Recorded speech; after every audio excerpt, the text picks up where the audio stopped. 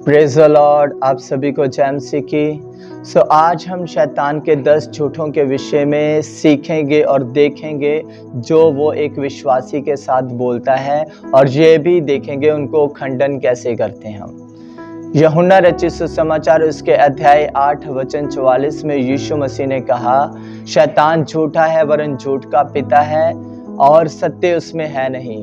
जब वो झूठ बोलता है तो वो अपने स्वभाव ही से बोलता है। ठीक है, तो 10 पॉइंट देखेंगे और ये पार्ट 1 है जिसके अंदर हम 5 को कवर करेंगे, और जो 5 रह जाएंगे वो हम नेक्स्ट वीडियो के अंदर कवर करेंगे।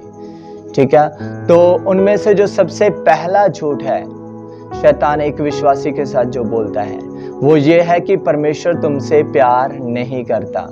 जब एक व्यक्ति अपने जीवन के अंदर कोई रिजल्ट चाहता होता है लेकिन वो होता नहीं है, प्रॉब्लम कोई भी हो सकती है, रीजन कोई भी हो सकता है, लेकिन जब वो रिजल्ट चाहता है और वैसा होता नहीं तो शैतान उसके मन में डालता है कि परमेश्वर तुम्हारे साथ प्यार नहीं करता। लेकिन बाइबल क्या कहती है, परमेश्वर का वचन कहता है परमेश्वर ने जगत से इतना प्रेम किया कि उसने अपने इकलौते बेटे यीशु मसीह को भी हमारे गुनाहों के बदले में दे दिया।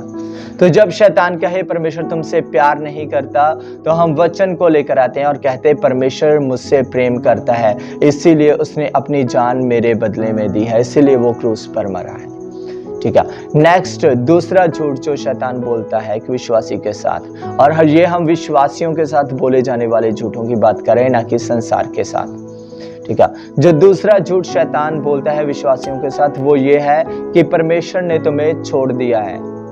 जब एक व्यक्ति के जीवन के अंदर प्रॉब्लम्स होती हैं, समस्याओं से भरा हुआ समय आता है और उसके जीवन में कोई सल्यूशन उसे नहीं मिलता, कोई हल नहीं निकल कर आता, तो शैतान कहता है परमेश्वर ने तुम्हें छोड़ दिया है।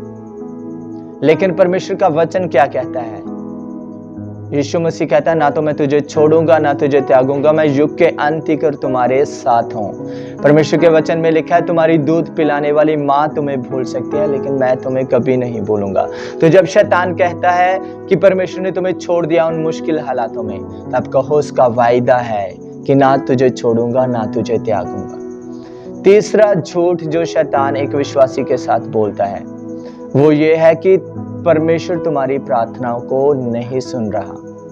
कभी कभी हम परमेश्वर से, एक विश्वासी जब प्रार्थना करता है तो उसमें एक लॉन्ग टाइम गुजर जाता है, बीत जाता है, जिसके अंदर उसकी प्रार्थना का उत्तर नहीं आता, और उसको ऐसा लगना शुरू होता है और शैतान उसके साथ बात करनी शुरू करता है। ये सब कुछ विचारों में हो रहा होता है और शैतान कहता है परमेश्वर तुम्हारी प्रार्थना को नहीं सुन रहा। लेकिन बाइबल के अंदर क्या लिखा है? मांगो तो तुम्हें दिया जाएगा, ढूंढोगे तुम पाओगे, खटखटाओगे तुम्हारे लिए खोला जाएगा। यीशु मसीह ने कहा जो कुछ तुम मेरा नाम लेकर पिता से मांगोगे वो तुम्हारे लिए हो जाएगा।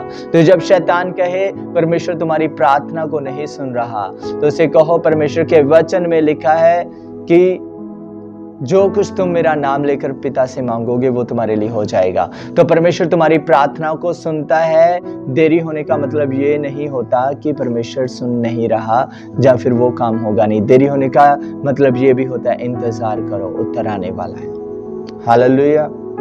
ठीक है, और जो चौथा झूठ शैतान एक विश्वासी के साथ बोलता है वो ये है कि तुम्हारे पाप बहुत बड़े हैं। कभी कभी एक व्यक्ति क्योंकि वो शरीर में है, पाप के स्वभाव में है, उसके जीवन के अंदर ऐसा पाप आ जाता है, वो पाप में गिर जाता है जिससे निकलना आसान नहीं होता। और शैतान कहता है देखो तुमने कितना बड़ा पाप किया, तुम बहुत बड़े पापी हो, अब तुम्हारा पाप बहुत बड़ा है और तुम माफी के लायक नहीं हो। बाइबल के अंदर पौलुस प्रेरित क्या कहता है कि सबसे बड़ा पापी मैं हूं क्योंकि मैंने परमेश्वर की कलीसिया को सताया है, लेकिन परमेश्वर ने मुझ पर अनुग्रह इसलिए किया है ताकि परमेश्वर अपनी सहनशीलता दिखा सके। तो जब आपके जीवन के अंदर एक बड़ा पाप होता है, शैतान आपको कहता है कि तुम्हारा पाप बहुत बड़ा है, वो माफी के लायक नहीं है, तो उसे कहो परमेश्वर का अनुग्रह, यीशु मसीह का बलिदान उससे भी बड़ा है। यीशु मसीह का लहू हर एक पाप को माफ कर सकता है और शुद्ध कर सकता है, और यीशु मसीह का बलिदान पर्याप्त है सारे पापों को माफ करने के लिए। ठीक है। तो परमेश्वर का अनुग्रह, उसकी दया तुम्हारे पापों से बड़ी है। इसका मतलब ये नहीं कि पाप को हम कम कर कर जानते हैं, लेकिन पापों से भी बड़ा परमेश्वर का अनुग्रह है, ठीक है। हालेलुया। और जो 5वां पॉइंट है, जो 5वां झूठ शैतान एक विश्वासी के साथ बोलता है, वो ये है कि तुम कभी नहीं बदलोगे।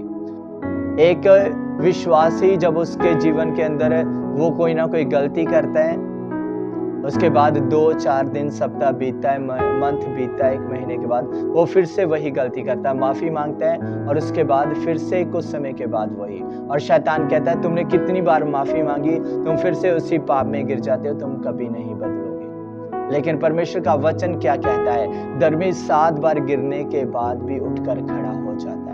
परमेश्वर के वचन के अंदर लिखा है, मैं तुम्हारे लिए मददगार भेजूंगा जो तुम्हारी मदद करेगा हर एक चीज में। तो जब शैतान कहता है तुम कभी नहीं बदलोगे, तो उससे कहो परमेश्वर का वचन कहता है परमेश्वर का आत्मा जो उसने मुझे दिया है मेरी मदद करेगा और वो मुझे बदलेगा। मैं अपने दम पर बदल नहीं सकता, लेकिन परमेश्वर की आत्मा की सामर्थ्य मेरे जीवन को बदल सकती है। तो शैतान कहता है तुम कभी नहीं बदलोगे, परमेश्वर का वचन कहता है उसका आत्मा सामर्थ्य है तुम्हें बदलने के लिए। हालेलुया। तो ये शैतान के वो 5 झूठ हैं जो वो एक विश्वासी के साथ बोलता है, और हमने देखा वचनों के साथ उनको कैसे खंडन करते हैं, उनको कैसे रद्द करते हैं, ठीक है। तो मेरा विश्वास है कि आज के मैसेज के द्वारा प्रभु ने आपको आशीष दी है। सो प्रभु में बने रहें, मिलते हैं नेक्स्ट वीडियो के अंदर। सबको प्रेज द लॉर्ड। जय मसीह।